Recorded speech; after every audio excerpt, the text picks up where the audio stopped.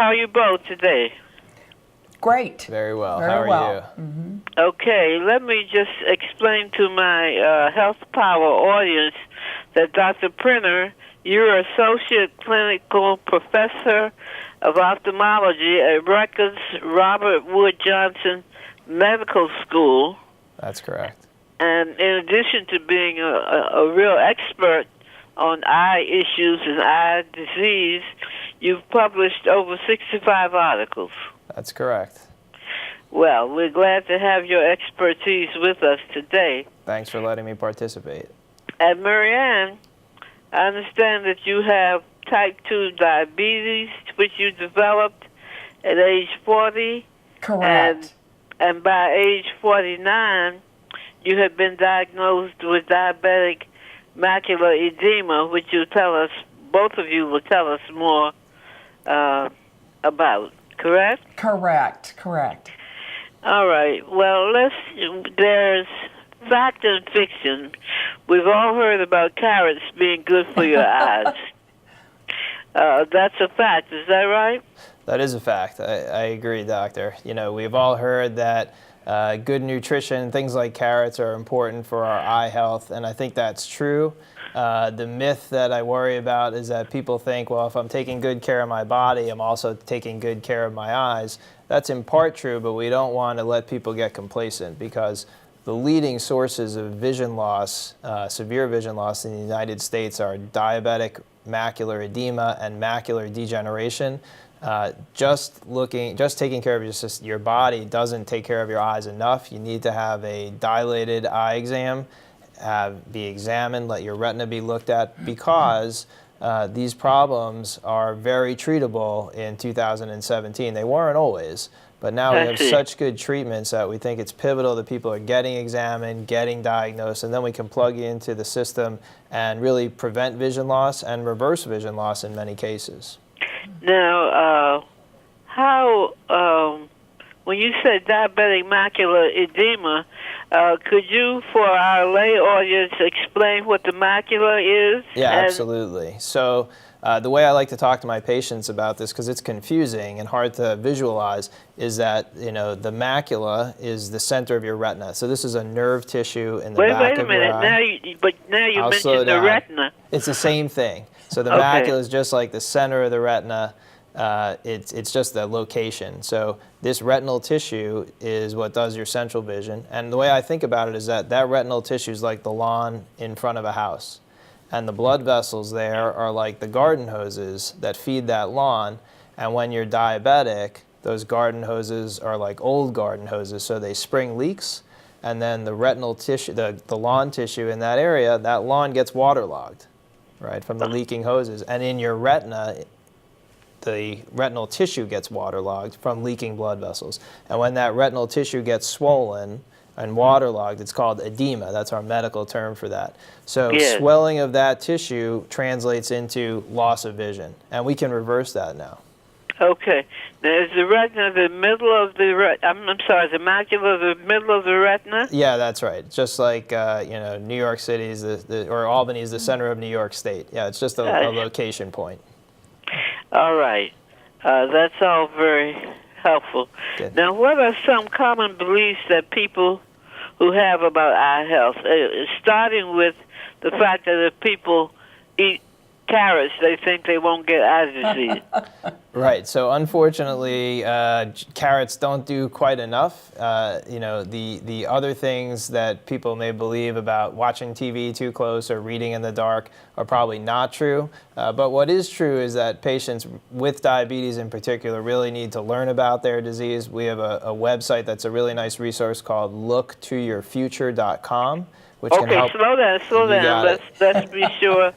They look to yourfuture.com. Right, and this is a way of sort of getting people to be empowered about what's going on, learn more about what can happen to diabetic patients.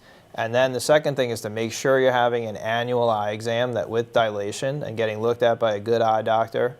And then the last thing is you should know that diabetes is scary because we all know people who have lost a lot of vision and can even go blind from diabetic eye disease. But in 2017, that just shouldn't happen anymore. it's harder to treat people who have more advanced disease than early disease. So the key, just like with the rest of medicine, getting in early, getting identified, getting plugged into the system, receiving treatment early, like Maryanne did, can lead to a perfectly normal life with perfectly good vision. But waiting till it's really advanced, that's sometimes not the case. So prevention is much more important than anything else. Yeah, I mean, early, just like everything else. Prevention and I should say prevention and early diagnosis. I 100% agree, Dr. Goodwin. Okay. Now, what would you say another thing? How do patients know, how often, let me put it differently, how often should a person have an annual eye exam? So I think, definitely the once a year is a for sure. And then anytime somebody develops symptoms that go along with retinal swelling, and those symptoms are decreased vision, difficulty driving at nighttime, difficulty seeing lines that should be straight may not be so straight. You look at a picture of your grandkids and their face is now blurry. These kind of signs that, boy, my vision's different, that should prompt you to not wait for your annual exam, but go in right away, get looked at, get diagnosed, and many times get treated effectively. Okay. Now, Maryanne, tell us about your condition with diabetic macular edema, and when it developed, and how you've been able to deal with it. Well, like I said before, I started seeing some scary things. The black spider eyes in my eyes, and just blurry vision, and not being able to drive at night.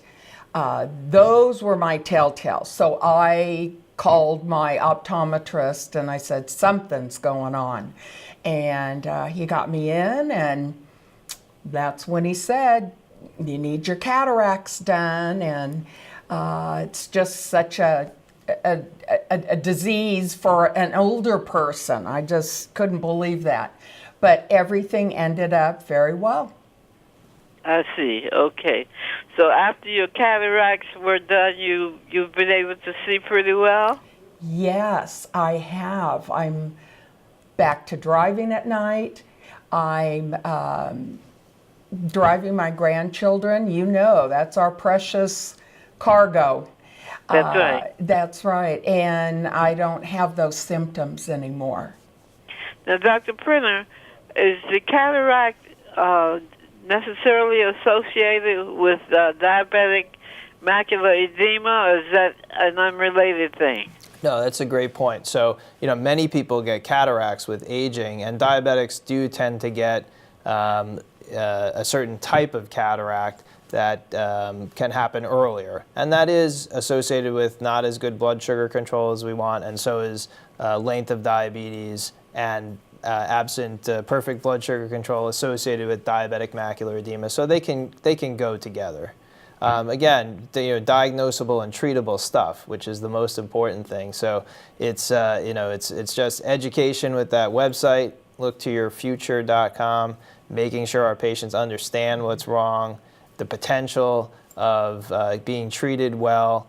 Getting in, making sure they get their annual appointment, or if their vision is compromised, to get in and see an eye doctor.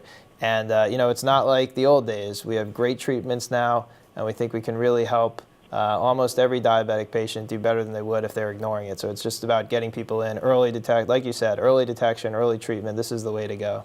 Okay, one other thing. You've mentioned that it can be treated now several times. What's the basic approach to treatment? So the standard bedrock therapy now is medication, but sometimes we'll use laser, and sometimes we'll even have to use surgery, but that's not so common anymore. Now it's really medication in the office, and patients do really great with it.